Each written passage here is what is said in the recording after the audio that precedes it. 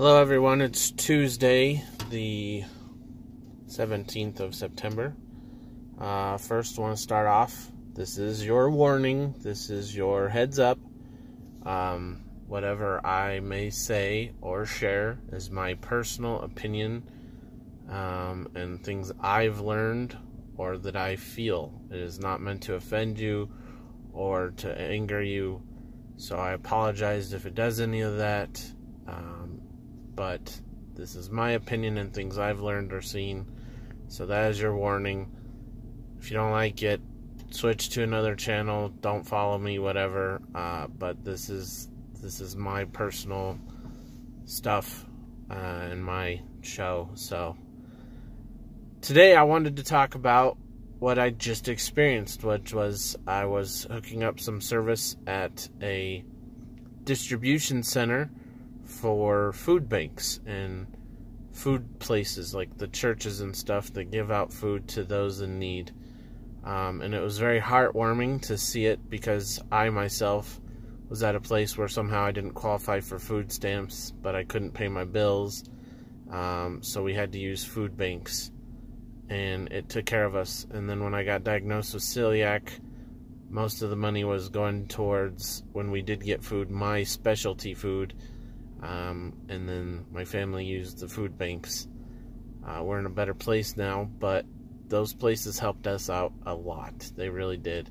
And they have a lot of senior stuff just specifically for helping seniors make sure they have food and help them with their services and stuff because they have limited income when they retire.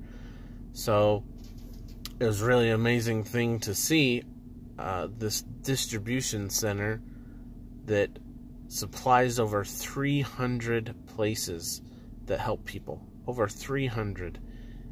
Colorado Springs isn't that big of a place. 300 places.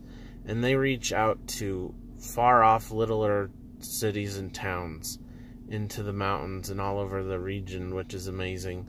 They have a distribution center here in the Springs, and they have one down in Pueblo, and then they have a corporate office downtown. They have a maximum of 55 employees. It's tiny.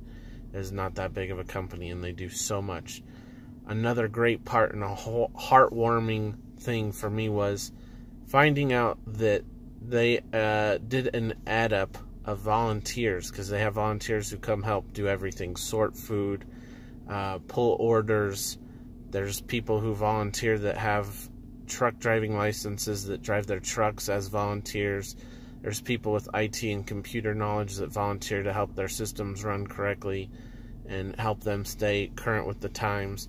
So volunteers on every aspect of the levels of jobs that they need, which is amazing. But they added those volunteer hours up, and it was either even with or exceeded the amount of full-time employees they had. So 55 full-time employees worth of volunteer hours. Like, that's amazing. I know it seems small, it seems minuscule, but at the same time it also shows you that people do care, people do give back, and that's an amazing thing. Now, food bank, all that, what does that have to do with Free Life Food? What does that have to do with allergies or food stuff? They are trying. I think with the lack of definition, the lack of control from the FDA and the lawmakers for those of us with food allergies and food issues, with the lack of acknowledging anything more than the top 8 as they're called, we can't have someone supply stuff like that for people who have no money that have food issues like us, because our stuff spoils differently, it has a different shelf life, it's a completely different world, and it's much harder. So if we could get them to lock those types of things down and say, gluten-free bread is only, unless frozen, it's only good for this amount of time, or it's only gluten-free if it's 0 parts per million instead of 20, oats are not gluten-free. Go through those types of things and really define those things for us. I think then we could see distribution centers that focused on allergies. Here's dairy-free products. Here's gluten-free products. Here's gluten-free products that are also dairy-free. corn-free. I met a guy who had a garlic allergy, severe garlic allergy. That's a tough one to get around when you're going to a restaurant or when you're buying certain food, because spices are not always well defined inside foods, products, or when you do stuff. So it's very hard to do. I think if we were to define things better and get a little bit more control in our favor of those foods, we could have distribution centers that feed people like that. Now, what's also amazing is this place doesn't just take care of those food banks. It goes above and beyond. It does so much more. They have programs where they teach kids how to grow plants and vegetables and stuff that can be used inside their distribution center. Teach the kids dirt, seeds, how to water, how to take care of it, how to pick it off the plant carefully without destroying it to be reused. That's amazing things that most kids don't even understand, that their food even comes from the ground.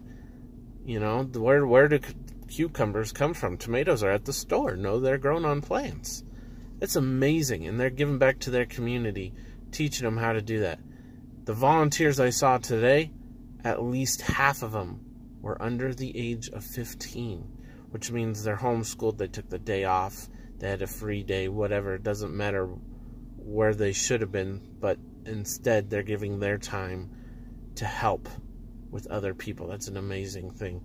They also give, they had a video showing we have a wolf encounter wildlife sanctuary kind of thing just for wolves, and that place is a non-profit as well that just takes care of them.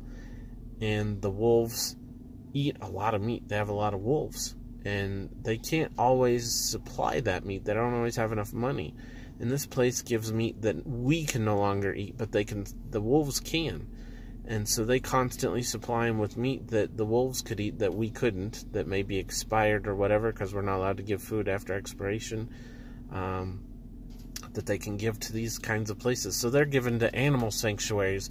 They're teaching kids how to grow plants and be natural about their ingredients, and they're giving back in so many ways. And it was just amazing to see such a positive thing in a world that a lot of times seems so dark. Everybody's so focused on politics or PC or did you call me the right name or the right gender or whatever.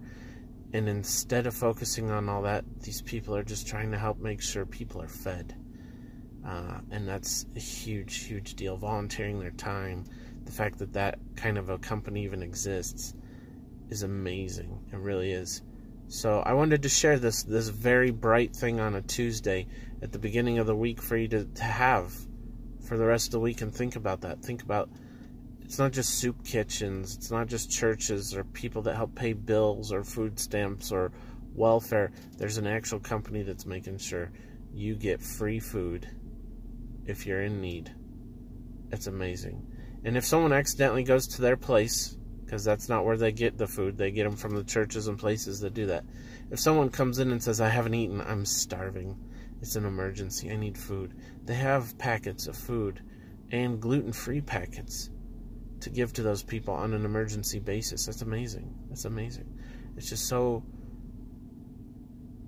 bright in this darkness that we have around us all the time. People are dying, racism, sexism, all these things the isms that we're all focusing on, socialism, fascism. We have all this stuff going on that we're all worried about, and to be fair, those are important things to think about, but the essentials sometimes get missed in those big clouds. And this ray of sunshine hopefully will brighten up your day, your next hour, your week, and think about people do care. They're out there. So, this is Matt from Free Life Food, hoping you're having a wonderful Tuesday and you have a great week, and I'll see you in the next video.